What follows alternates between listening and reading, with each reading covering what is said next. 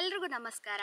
ಇವತ್ತಿನ ವಿಡಿಯೋ ಏನು ಅಂತ ಹೇಳಿದ್ರೆ, ನಮ್ಮ ಮನೆಯ ಭತ್ತದ ಗದ್ದೆ ಬಗ್ಗೆ, ಭತ್ತದ ನಾಟಿ ಆಗಿರ್ಬೋದು ಅಥವಾ ಅದನ್ನು ಕೊಯ್ಲು ಮಾಡೋದಿರ್ಬೋದು, ಹಾಗೆ ಅದರ ಮುಂದಿನ ಬೇರೆ ಪ್ರೊಸೆಸ್ಗಳೇನುಂಟು ಅದರ ಬಗ್ಗೆ ಆಗಿರ್ಬೋದು ಒಂದು ಸಣ್ಣ ವಿಡಿಯೋ ಮಾಡಿದ್ದೀನಿ. ನಾನು ಅದನ್ನು ನಿಮ್ಮೆಲ್ಲರ ಜೊತೆ ಹಂಚ್ಕೊಳ್ಳುವ ಅಂತ ಇದ್ದೇನೆ. ಸೊ ತಡ ಮಾಡೋದು ಬೇಡ, ಲೆಟ್ಸ್ ಗೋ. ಭತ್ತದ ನಾಟಿ ಶುರುವಾಗೋದು ಜುಲೈ ತಿಂಗಳಿನಲ್ಲಿ, ಅಂದರೆ ಅದು ಮಳೆಗಾಲ ಆಗಿರ್ತದೆ. ನೀರಿನ ವ್ಯವಸ್ಥೆ ಕೂಡ ತುಂಬ ಒಳ್ಳೆಯದಿರ್ತದೆ. ಸಾಧಾರಣ ಅಕ್ಟೋಬರ್ ತಿಂಗಳಿಗಾಗುವಾಗ ಭತ್ತ ಕೊಯ್ಲಿಗೆ ಬರ್ತದೆ. ಅಂದರೆ 3 ರಿಂದ 4 ತಿಂಗಳುಗಳ ಕಾಲ ಭತ್ತ ಬೆಳಿಲಿಕ್ಕೆ ಟೈಮ್ ತಗೊಳ್ತದೆ. ಈಗ ಎಲ್ಲ ಭತ್ತದ ಹುಲ್ಲನ್ನು ಕತ್ತಿಯ ಸಹಾಯದಿಂದ ಈ ಥರ ಕಡಿತೇವೆ. ನಮ್ಮ ಗದ್ದೆಗೆ ಸಾಧಾರಣ 6 ರಿಂದ 7 ದಿನ ಬೇಕಾಗ್ತದೆ. 7 ರಿಂದ 10 ಜನರ ಹೆಲ್ಪ್ ತಗೊಂಡು ನಾವೀಗ ಕೊಯ್ಲು ಮಾಡ್ತಾ ಇರೋದು.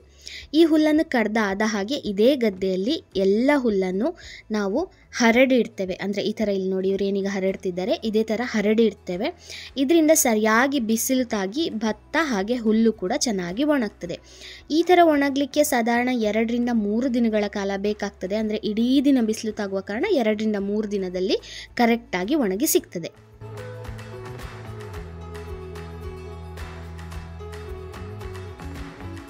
ನೀವೀಗ ನೋಡ್ತಿರೋದು ಆಫ್ಟರ್ 2-3 ಡೇಸ್ ಭತ್ತದ ಹುಲ್ಲು ಈ ಥರ ಕಾಣ್ತದೆ. ಸರಿಯಾಗಿ ಒಣಗಿದೆ. 2-3 ದಿನಗಳ ಕಾಲ ಚೆನ್ನಾಗಿ ಬಿಸಿಲು ಸಿಕ್ಕಿತ್ತು, ಹಾಗಾಗಿ ಚೆಂದ ಒಣಗಿದೆ. ಇನ್ನು ಇದನ್ನು ಸಣ್ಣ ಸಣ್ಣ ಬಂಡಲ್ಗಳನ್ನಾಗಿ ಮಾಡ್ತೇವೆ. ಅಂದರೆ ನಾವು ಸೂಡಿ ಕಟ್ಟುದು ಅಂತ ಹೇಳೋದು.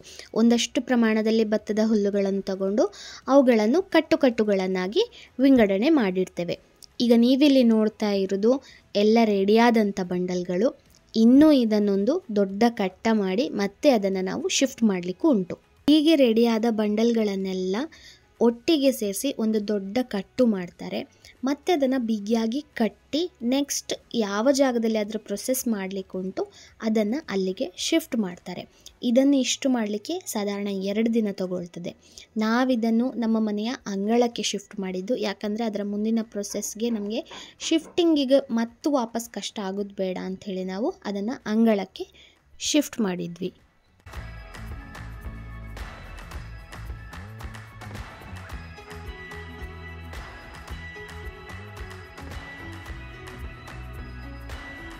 ಎರಡು ದಿನದ ನಂತರ ಎಲ್ಲ ಭತ್ತವನ್ನು ಗದ್ದೆಯಿಂದ ಮನೆಗೆ ಶಿಫ್ಟ್ ಮಾಡಿ ಆಯಿತು. ಮುಂದಿನ ಪ್ರೊಸೆಸ್ ಭತ್ತವನ್ನು ಹುಲ್ಲಿಂದ ಬೇರ್ಪಡಿಸುವಂಥದ್ದು. ಈ ಥರ ಬೇರ್ಪಟ್ಟ ಹುಲ್ಲನ್ನು ನಾವು ಬೈ ಹುಲ್ಲು ಅಂತ ಹೇಳಿ ಕರಿತೇವೆ.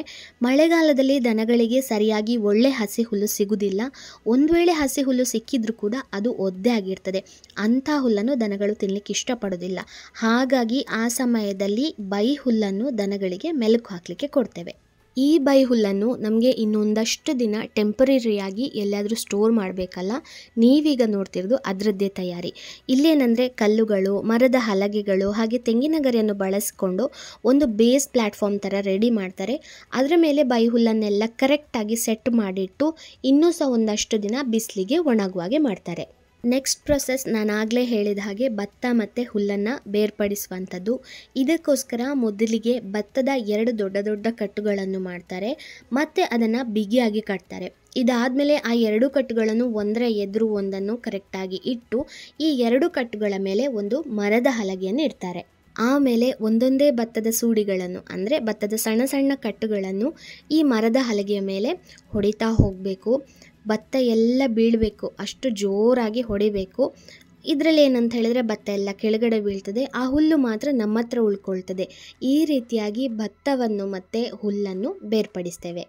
ಇಷ್ಟೆಲ್ಲ ಕೆಲಸಗಳು ಆದ ಮೇಲೆ ಒಂದಷ್ಟು ಭತ್ತವನ್ನು ನಾವು ದೇವರಿಗೆ ಅಂಥೇಳಿ ಅರ್ಪಿಸ್ತೇವೆ. ಅದಾದ ಮೇಲೆ ನೆಕ್ಸ್ಟ್ ಅದನ್ನು ಅಕ್ಕಿ ಮಾಡುವಂಥ ಪ್ರೊಸೆಸ್. ಕೆಲವು ಕಡೆ ಮನೆಯಲ್ಲೇ ಅದಕ್ಕೆ ಬೇಕಾದ ವ್ಯವಸ್ಥೆ ಇರ್ತದೆ. ನಾವು ಅದನ್ನು ಮಿಲ್ಲಿಗೆ ಕಳಿಸಿ ಅದನ್ನು ಅಕ್ಕಿ ಮಾಡ್ತೇವೆ. ನೋಡಿದ್ರಲ್ಲ, ಒಂದು ತುತ್ತು ಅನ್ನ ಸಿಗಬೇಕಾದ್ರೂ ಅಥವಾ ಒಂದು ಅಗಳು ಅನ್ನ ಸಿಗಬೇಕಾದ್ರೂ ಅದರ ಪರಿಶ್ರಮ 6 ತಿಂಗಳಿನದ್ದು, ಹಾಗೆ ಹಲವಾರು ಜನರದ್ದು. ಈ ಥರದ ಅನ್ನ ನಮಗೆ ಪ್ರತಿದಿನ ಸಿಗ್ತಾ ಉಂಟು. ಅದಕ್ಕಾಗಿ ನಾವು ಆ ದೇವರಿಗೆ ಧನ್ಯವಾದ ಹೇಳಬೇಕು. ಹಾಗೆ ಪ್ರಪಂಚದಲ್ಲಿರುವ ಪ್ರತಿ ಒಬ್ಬರಿಗೂ ಕೂಡ ಹೊಟ್ಟೆ ತುಂಬ ಅನ್ನ ಸಿಗಲಿ ಅಂತ ಹೇಳಿ ನಾವು ಪ್ರಾರ್ಥಿಸ್ಕೊಳ್ಳುವ. ಐ ಹೋಪ್ ನನ್ನ ಈ ಸಣ್ಣ ಇನ್ಫಾರ್ಮೇಟಿವ್ ವಿಡಿಯೋ ನಿಮ್ಗೆ ಇಷ್ಟ ಆಗಿದೆ ಅಂತ ಹೇಳಿ. ಹಾಗೆ ಏನಾದರೂ ಆಗಿದ್ದರೆ ಈ ವಿಡಿಯೋಕ್ಕೊಂದು ಲೈಕ್ ಮಾಡಿ, ಶೇರ್ ಮಾಡಿ. ಅದೇ ರೀತಿ ನನ್ನ ಚಾನಲನ್ನು ಪ್ಲೀಸ್ ಸಬ್ಸ್ಕ್ರೈಬ್ ಮಾಡಿ. ಆ ದೇವರು ನಮಗೆಲ್ರಿಗೂ ಸದಾ ಒಳ್ಳೇದು ಮಾಡಲಿ. Thank you for watching. Bye.